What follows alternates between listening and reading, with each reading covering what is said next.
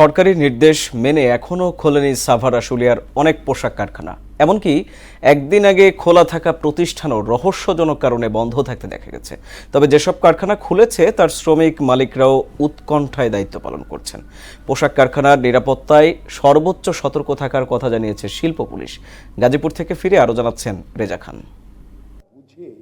আমাদেরকে বিবেচনা করতে হবে। শনিবার পোশাক শিল্প মালিকদের সংগঠন বিজিএমইএ এর সঙ্গে বৈঠকে রোববার থেকে পুরোদমে শিল্প কারখানা খোলার নির্দেশ দেন শিল্প ও শ্রম উপদেষ্টা। আগামীকাল ফ্যাক্টরি চলার জন্য কথা হয়েছে। যদিও সরকারি নির্দেশ উপেক্ষা করে এখনো বন্ধ আছে সাভার, আশুলিয়া, গাজীপুরের অনেক কারখানা। অনির্দিষ্টকালের জন্য বন্ধ, এটা তো কোনো বন্ধর ভিতরে পড়ে না। খোলার পরে আর কোনো আন্দোলন চলবে না। আপনারা যে আগুন লাগাচ্ছেন বা ভাঙচুর করছেন, এতে শুধু মালিক ক্ষতিগ্রস্ত না, এতে কিন্তু আপনারা ক্ষতিগ্রস্ত। আবার আশ্চর্যের বিষয় হলো শনিবার খোলা ছিল এমন কারখানাও রোববার খোলেনি।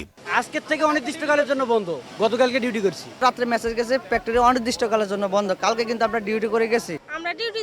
এদিকে সরকারি নির্দেশনা মেনে বেশিরভাগ কারখানা খুললেও উদ্বেগ কাটছে না সংশ্লিষ্টদের। চারদিকে যে ধরনের আমরা নিউজ পাচ্ছি প্রতিনিয়ত, এতে আসলে কপালে চিন্তার ভাঁজ, উদ্বেগ, উৎকণ্ঠা যেন আমাদের পিছন ছাড়ছে না। কোনো গ্যামজাম চাই না, আমি চাই সুন্দর মতো এগিয়ে যে কাজ করতে। সরকারকে যথাযথভাবে সবারই সহযোগিতা করতে হবে। কারখানার নিরাপত্তায় নিয়োজিত আছে আইন শৃঙ্খলা বাহিনী। কিছু কিছু দাবি শ্রমিক পক্ষ দাবিগুলো মানে নাই, যে দাবিগুলো সেই দাবি নিয়ে তারা একটু উচ্ছৃঙ্খলতা ভাবতে হয়েছে মালিকের সামনে।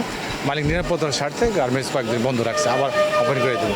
অর্থনীতি রক্ষায় পোশাক শিল্পের বিরুদ্ধে ষড়যন্ত্র সম্পর্কে সচেতন থাকার তাগিদ দিয়েছেন শিল্প সংশ্লিষ্টরা। রেজা খান, মোহনা সংবাদ, ঢাকা। সুদবিহীন ব্যাংকিংয়ে আত্মশুদ্ধির পথ এনআরবিসি ব্যাংকের ইসলামিক ব্যাংকিং আল আমিন।